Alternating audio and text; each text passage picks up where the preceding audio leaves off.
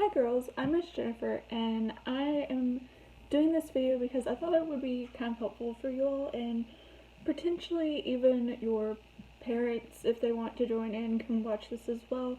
But I'm just going to talk a bit about what is happening as far as the COVID-19 illness that is happening and kind of the virus that causes it, and why the steps we're taking are very important right now. Because I know probably a lot of you have heard some of the stuff that has been in the news and what we're being told to do, and some of it you might not necessarily understand what is happening or why it's important. So I just want to take a little bit of time to kind of talk to you guys about why everything that we're doing is very important right now. So I'm by no means an expert in this subject. I did go to Brescia and get a degree in biochemistry, but that does not make me an expert in this topic. I spent some time researching to make sure that the info I was giving you guys was accurate as far as I could make it. So I want to start by actually talking about what is causing the illness that we call COVID-19. So you might have heard it referred to as COVID-19. That is what we were calling the illness that is caused by the SARS-CoV-2 virus. I know that doesn't necessarily mean a whole lot to you all, but it's important to distinguish that COVID-19 is what we're calling the illness. And that illness is caused by a separate virus. So a virus is something that is a different infectious agent than what we're typically used to. Like if you were ever to have, say, strep throat, that is what we call a bacteria. So that can actually live on its own. It can kind of just replicate in certain environmental situations on its own. However, for a virus, like what's causing this illness right now, it actually has to infect a host agent. So what that means is that this virus, it can't replicate on its own. It actually has to infect a cell of an animal or a human, and then once that cell naturally replicates on its own, that's how the virus spreads in a system. That's how someone gets sick. That's how we spread it, is it infects our cells. And it's one of those, this virus did originally come from an animal, and then it was transmitted from that animal to a human host. Now, when we say that someone is a host, that just means that they were infected with this. Whether they became sick or not doesn't matter to them being called a host. Being a host just means that they actually did get this infectious agent, and that infectious agent, in this case a virus, is being held in their body. So the way that this virus works is it's kind of just a ball that has about 100 spikes that go all around it, and those spikes actually let it kind of grab on to our cells. Specifically, this kind of targets the cells in your throat and in your lungs. So what it does is it just kind of, once it goes in either through your nose or your mouth, it kind of just grabs on to your throat and your lungs and like just latches onto those cells, and it works its way into those cells. And once your throat cells or your lung cells are kind of doing their own thing and replicating like they normally would, that's how you can become sick, is it's in those cells and they're replicating and they're spreading this virus in your own body, which I know sounds very, very scary, which is why we have to take this seriously. So, why are we doing what we're doing, and how do we keep from getting this? That's what we're going to start talking about now. So, you probably have heard terms like social distancing, or isolation, or quarantine. These all kind of mean different things. So I want to talk about why we're doing what we're doing, and why each of these is very, very important. So, first off, let's talk about social distancing. You've probably heard about this. What social distancing is actually keeping physical distance between you and other people. So what we're being told to do right now is maintain a 6-foot distance from people, which is actually a pretty good distance when you think about it. Like, it's actually a lot further than most people think it is, but the reason we're asking people to stay 6 feet apart is so that we're not spreading this virus from person to person as easily. So the way that this virus is spread is through something that is kind of grossly called respiratory droplets, which sounds really gross. But what it means is anytime someone coughs or sneezes or even talks, there's these little bits of, like, they're little, like, drops that we spread. They kind of just, like, launch out of our mouth when we talk, or if we sneeze, like, if you ever sneeze, and, like, you sneeze into, like, your arm, and you get, like, all this weird, like, wetness in your arm. If you don't sneeze into your arm, that's just spread in the environment. And the same way with when you cough, you're kind of just, like, pushing all of these drops out of your system, and they're just spreading in the air. So those can cover a few feet of distance. So we're asking people to stay 6 feet apart so that if someone is talking to you, they're not just talking and just, like, launching these droplets right onto your face or onto your body. We want to keep enough distance between people that if you are talking or if you do sneeze, please, always, regardless of what the situation is, please always cover your cough and sneeze. Always. It doesn't matter if we're in the situation we're in right now or not. Please always cover your cough and sneeze, because you can be spreading something and not know it anytime. But it's especially important right now. But even with covering our coughs and sneezes, there may be a little bit that we don't catch. If we're sneezing or coughing into our arm or our shirt, whatever it is, we might not catch it all. So we still want to maintain that 6-foot distance, just to make sure that we're far enough apart that we're not going to immediately get hit with these drops from other people. So that's why we want to kind of spread out as much as possible, and why schools are shut down, why a lot of businesses are closed, because that's to help encourage us to stay as far apart as we can. So take, for instance, a school setting. I'm sure many of you in a classroom, you're very close together, and a lot of times people are having to work in groups, or they're well within an arm's distance of each other. And that's the reality of our school system, and there's not really a good way to set up classrooms to have people spread far enough apart. It would be pretty impossible to get that accomplished. So that's why schools were shut down when they were, is so that we're not being so close together. Because the important thing to remember with this is that we can actually be spreading it even if we're not actually sick. Like, you may not have a cough, you may not have a fever, you may feel perfectly healthy, but you might have been infected with this, and you're just not showing any of the illness. You're not sick. So if you're not sick, you're not going to be aware that you may be spreading this. So you're not necessarily going to stay home from school, or your parents may not stay home from work, because everyone feels fine. So by shutting down businesses, by limiting how many people can leave the house to go on grocery trips, things like that, we're promoting that social distancing to make sure that if someone is healthy, but they might still have this virus, that they aren't spreading it to other people without knowing it.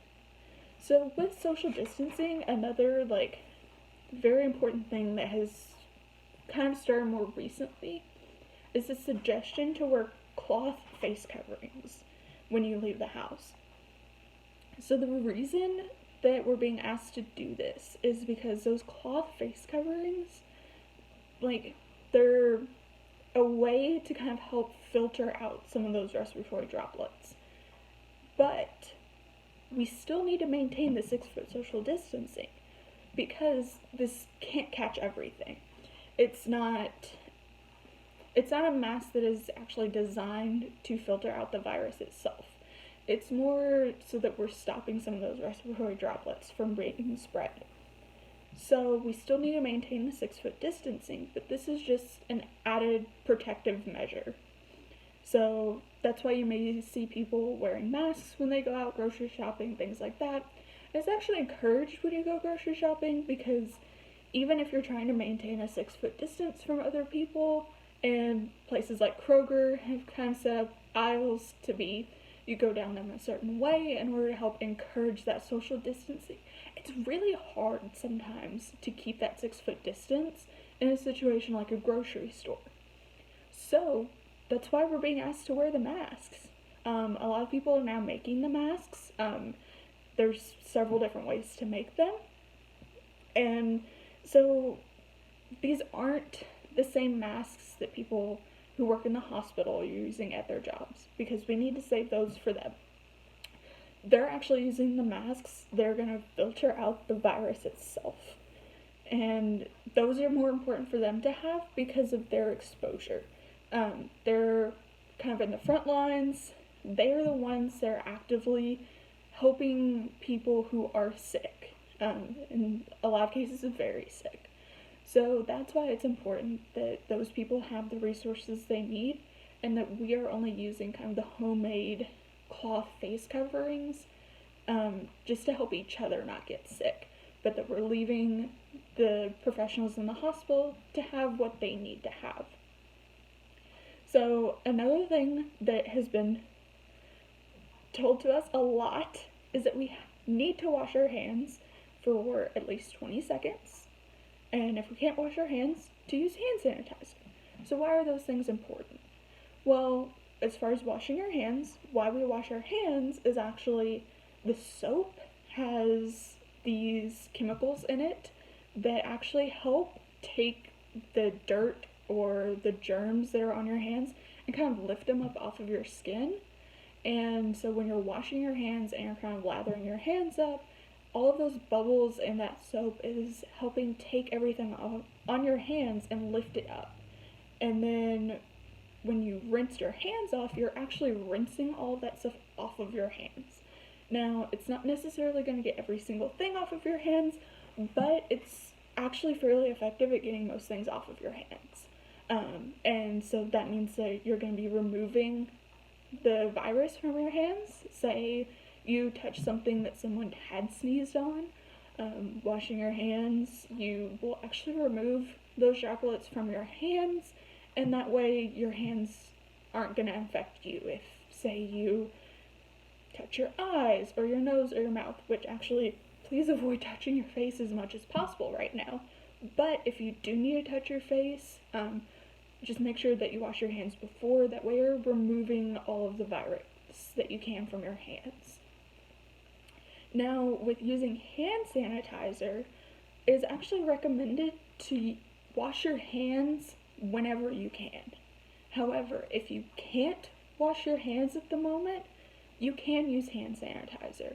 Now, there are some specifics with the hand sanitizer.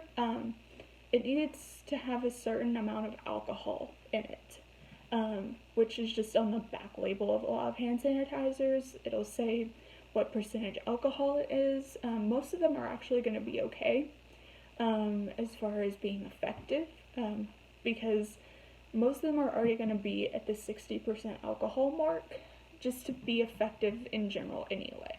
But if you're wondering, you can look at the back of, say, a Purell bottle or container that you may have at home, but if it is a 60% alcohol, then it will be effective.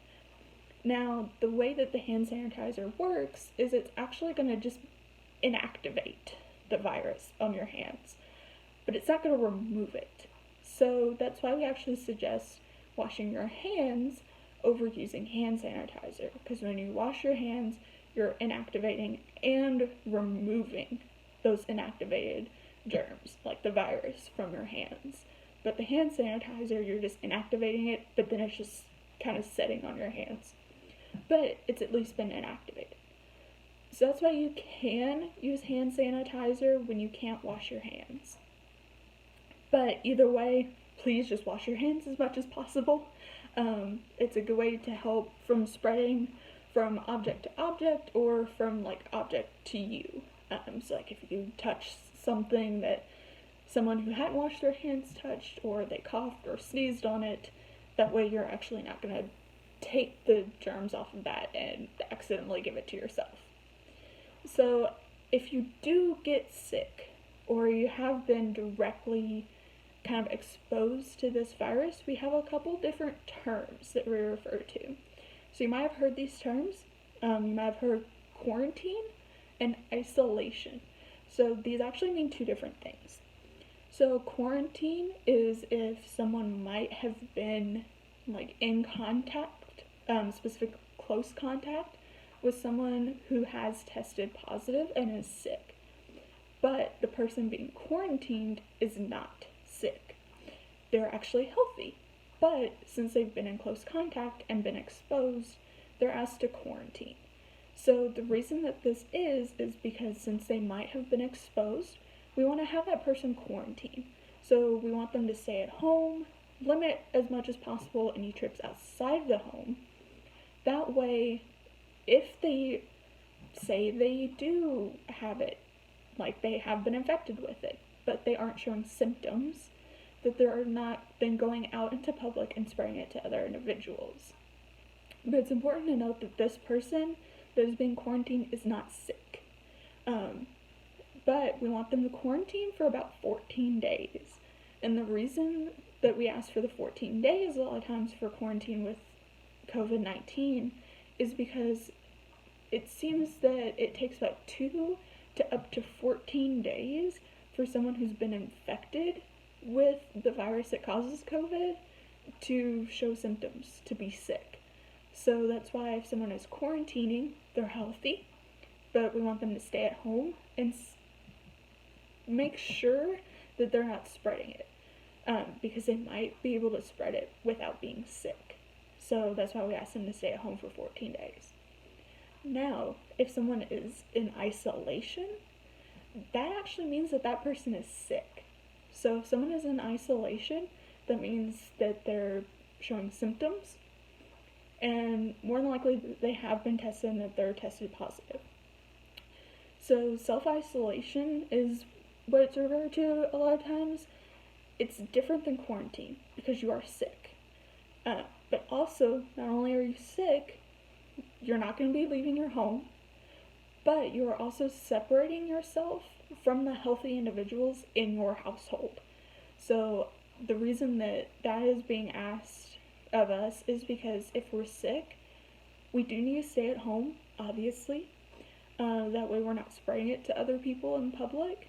But also, if you're sick and you're at home, you don't want to spread it to the healthy individuals in your household. Now, the healthy individuals in the household are going to have to help take care of you, and they are going to be exposed to some degree, but it is asked that you separate as much as possible. That way, you're not running the risk of having more exposure to the people who are healthy. So, isolation is different. Isolation is you're sick, you're at home, but you're also separated from healthy household members. Quarantine, you don't have to separate yourself from the other people in your household. Quarantine is you just need to stay at home, make sure you don't get sick. So with quarantine and isolation, those are steps that you take once you've actually been exposed. You will either be contacted by the health department that you need to quarantine because you might have been exposed, or you'll know because someone tells you that they are sick, that they've tested positive, and then you take the steps that you need to. For example, I was exposed somewhere. We're not sure where I was exposed from, but I became sick. So I started showing symptoms, and then I got tested. Well, when I got sick and I was tested, I was put in isolation. I could not go to work. I could not leave the house. I had to separate myself from my boyfriend that I lived with. Well, my test did come back positive, and I did have COVID-19. So when I tested positive, my boyfriend, then since he lives with me, he was asked to quarantine. He was not in isolation, he was in quarantine. So he had to take time off work, he came home, and we actually had to, even though he was home, we actually had to keep distance between each other.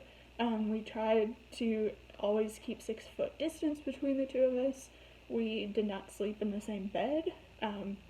We took as many measures as we could to make sure that I was being separated from him, so that since he wasn't showing symptoms, there might have been a chance that he actually wasn't infected yet at all. So we wanted to keep it that way. So I was in isolation because I was sick. He was in quarantine because I was sick, and he was exposed to me because we lived together. So that's kind of the difference between the two. So all of this together kind of hopefully helps explain some of what is happening with this pandemic, which, by the way, a pandemic means that this is a worldwide problem. It's spread to different countries, and it's across the globe. Not every illness that we are exposed to as humans becomes a pandemic.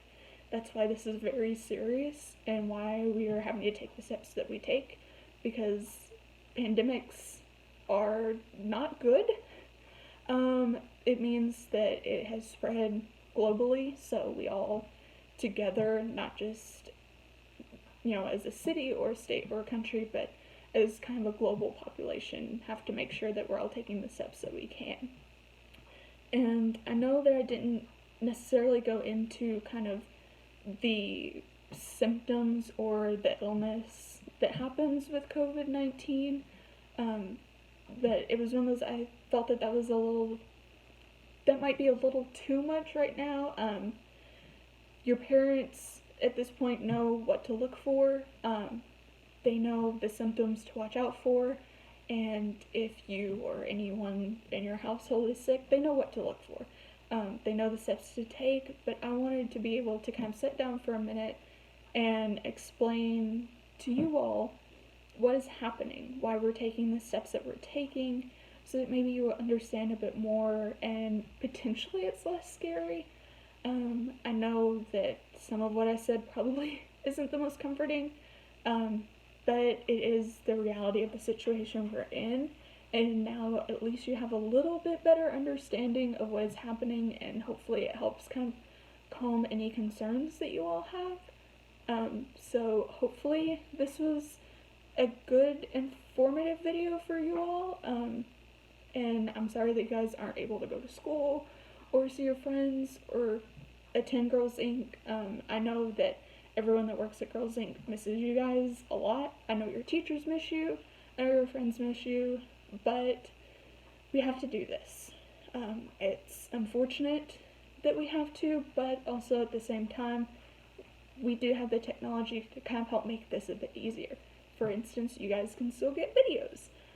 It's not the same, but hopefully this video has helped just a little bit. Hope you guys enjoy your day as much as you can. Go outside, get some fresh air, but just stay 6 feet away from people you don't live with. Bye.